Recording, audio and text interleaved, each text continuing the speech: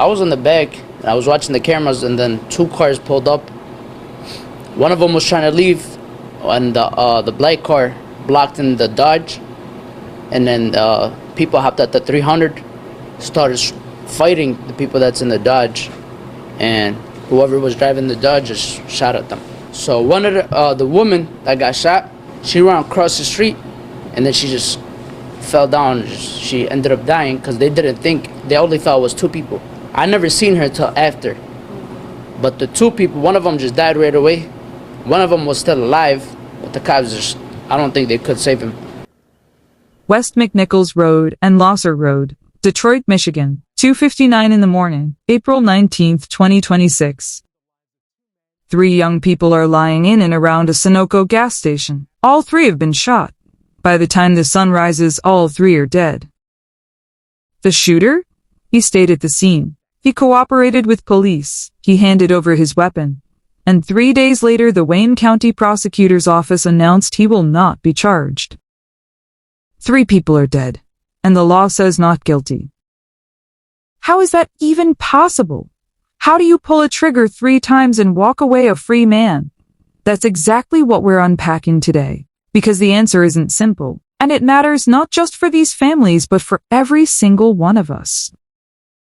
But before we go any further, welcome. This is RedRage Crime TV, the channel where we don't just tell you what happened, we show you how the law works, and sometimes how it doesn't. If you're new here, hit that subscribe button right now. We go deep on every story.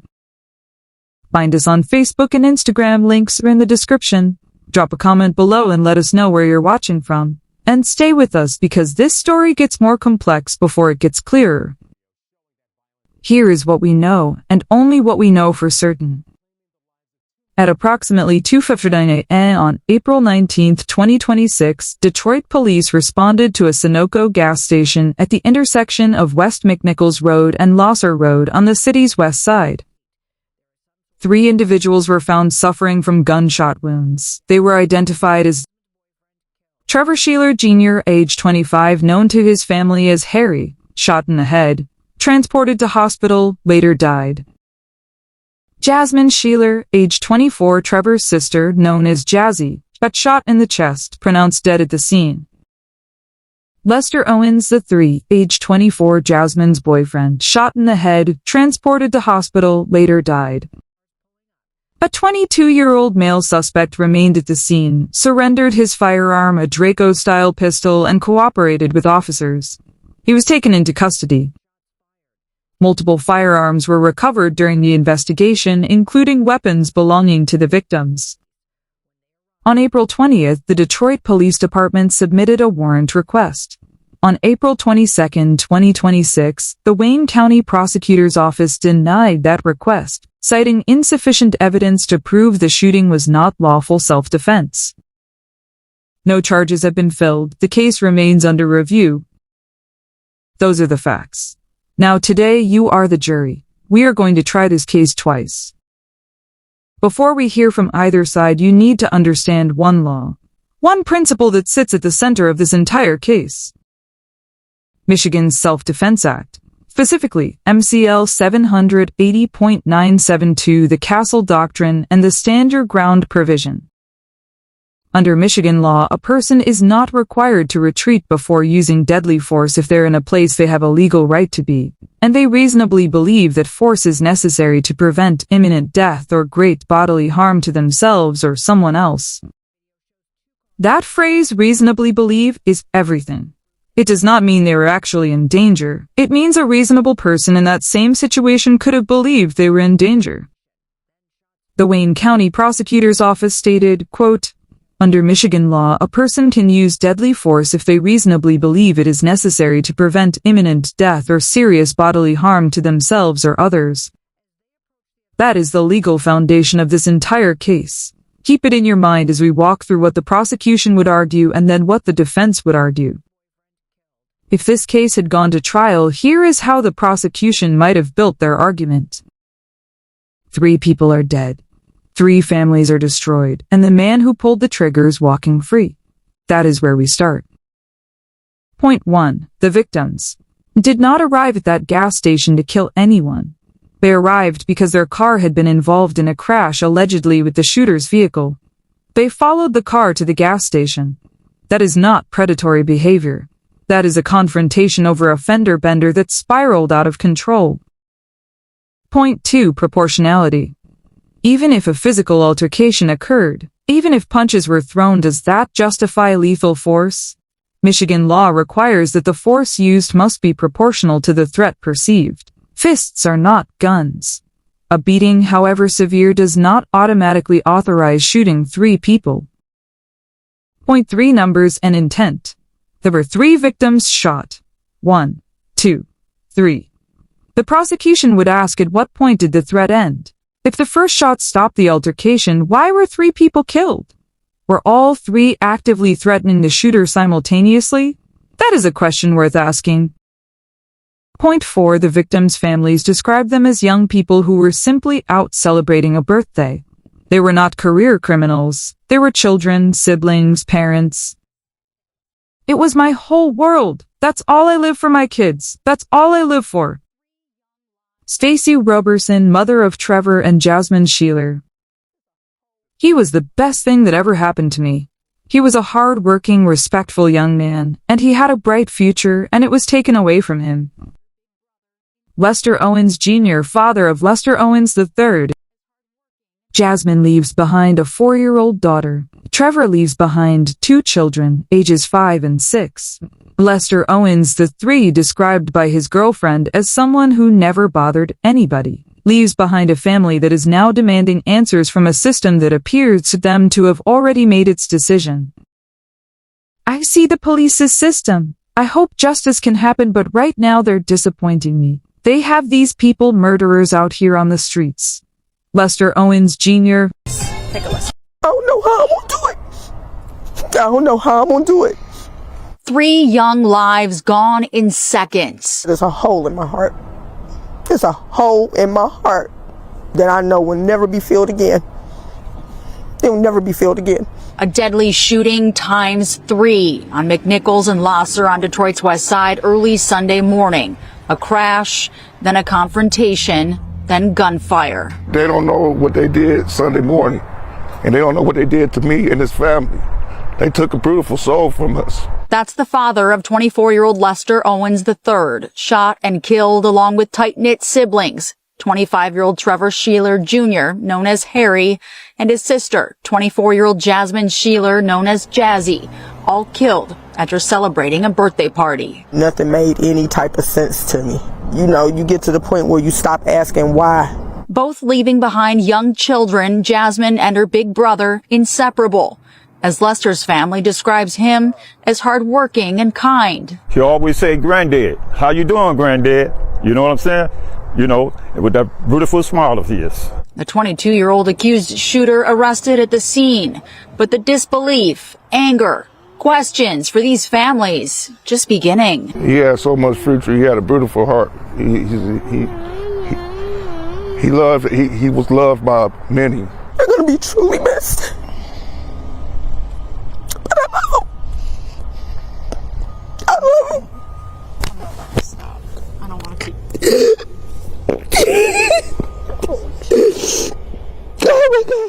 And perhaps the most haunting question the prosecution would raise: if the law protects you the moment someone reaches into your car, does that mean the threshold for lethal force in Michigan is effectively 0? That is the argument the state would need the jury to sit with.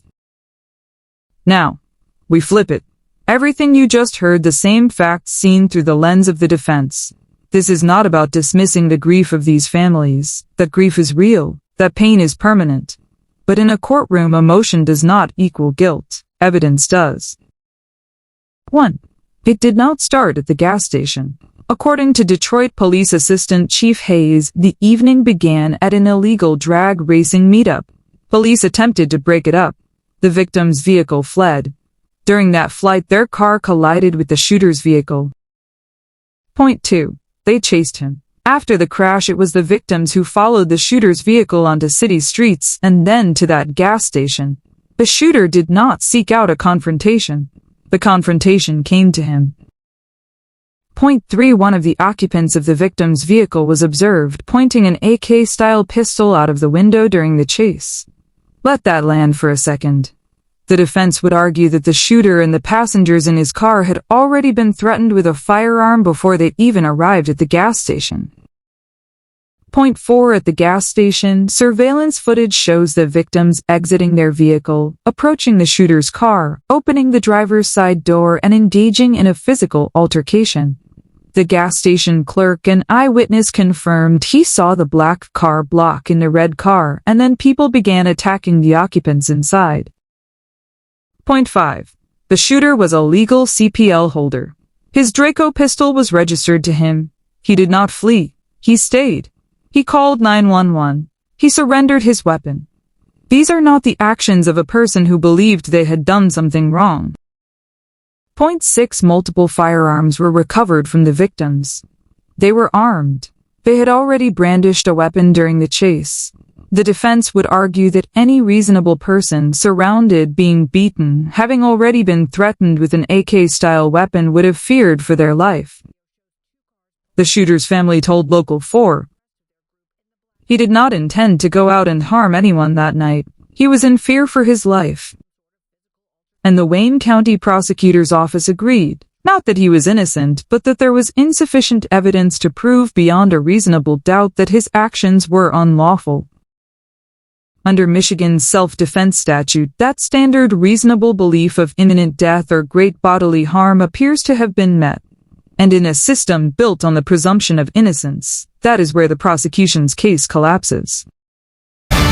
Good evening, I'm RedRage. A lot to get to on this day, but first, breaking news. The Wayne County prosecutor announcing no charges against a man who shot and killed 3 people at a Sunoco gas station on Detroit's west side. Fox 2's Jamie Sherrod is live in studio with the latest. Jamie. Yeah, Ruth, that's right. They say the 22-year-old suspect in connection to that shooting will not be charged. And that's because officials say this was all a case of self-defense. According to police sources, this all happened around 3 a.m. Sunday during an illegal drag racing meetup in Detroit. 2 vehicles collided. We're told one of them, with the 3 victims inside, waved a gun and chased the other vehicle. That vehicle there, the red one, carrying several others, to that gas station you see on your screen. The trio apparently got out and attacked the driver, and that is when a passenger in the suspect's vehicle allegedly used what we are told was a Draco pistol, firing at the 3 victims who later died.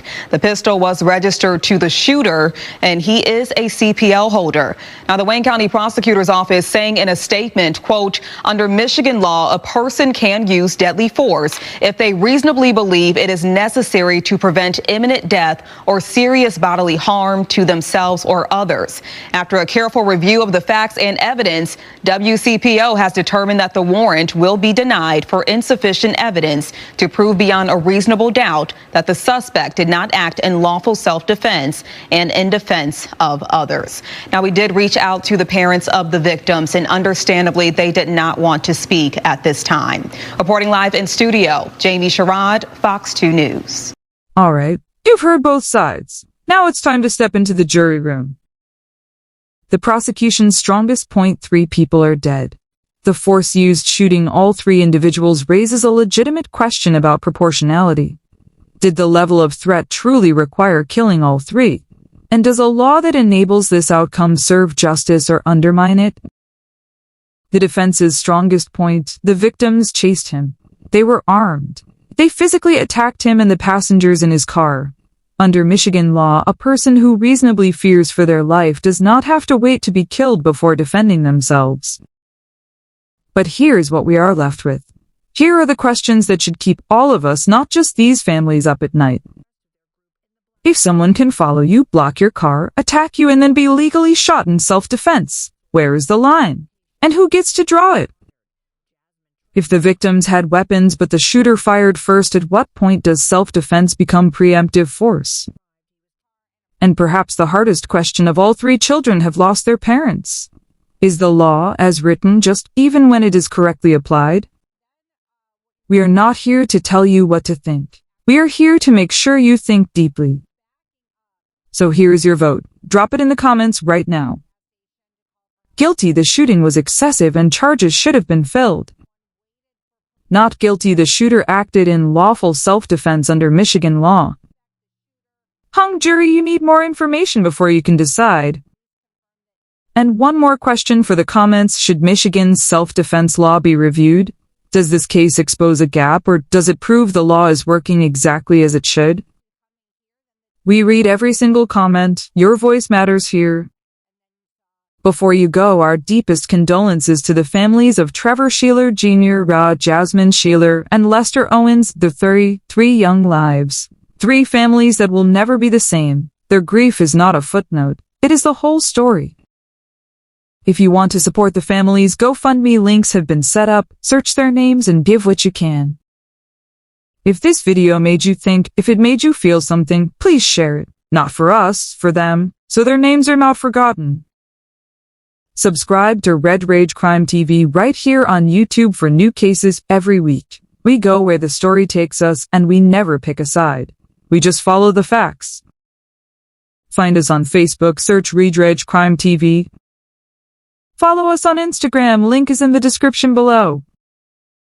And until next time, stay curious, stay critical, and never stop asking questions.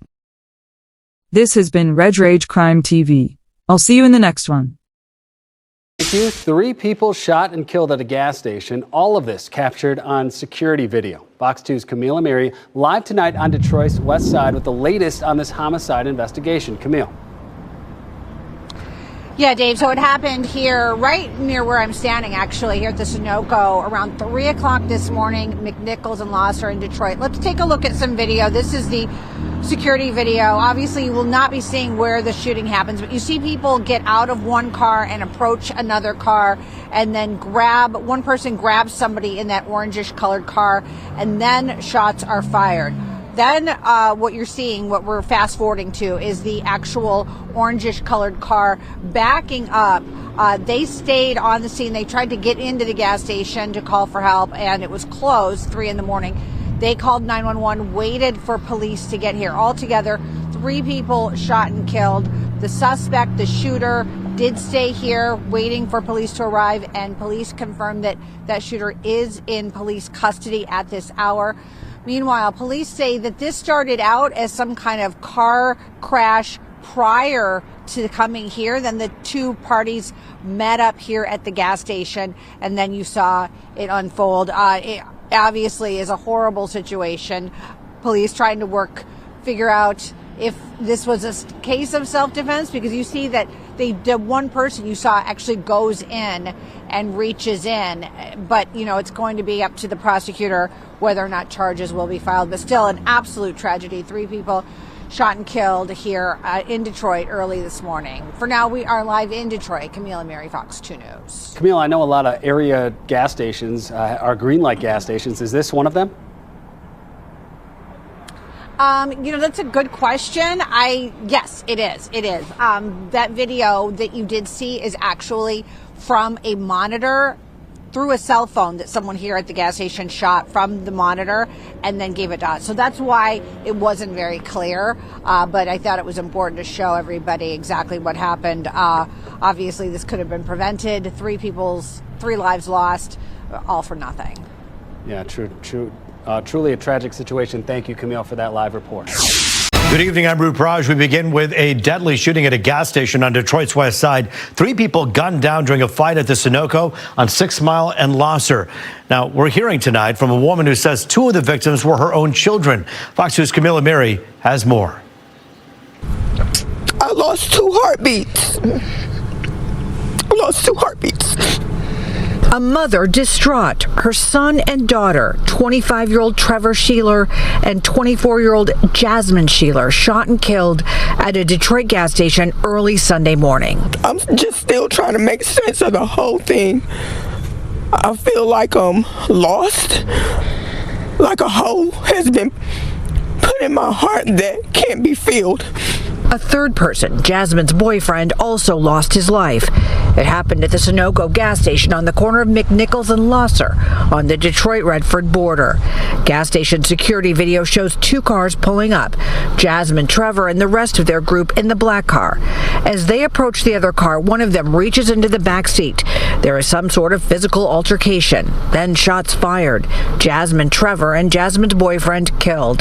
The suspect stayed on scene and waited for police. When they arrived, he was taken into custody. Investigators say it appears it all stemmed from a car crash prior to the meetup at the gas station. Stacey Robertson giving us a sense of what her son and daughter were like. They were my middle children, the life of the party. Always active, always like it wasn't a day that I didn't hear from them. They were always calling, texting. Both Jasmine and Trevor leave behind young children. There's no questions that we can answer because at the end of the day, the end result is the same. A GoFundMe has been set up to raise money for funeral costs. If you would like to donate, we will put a link on our website, fox2detroit.com. On Detroit's west side, Camille Amiri, Fox 2 News.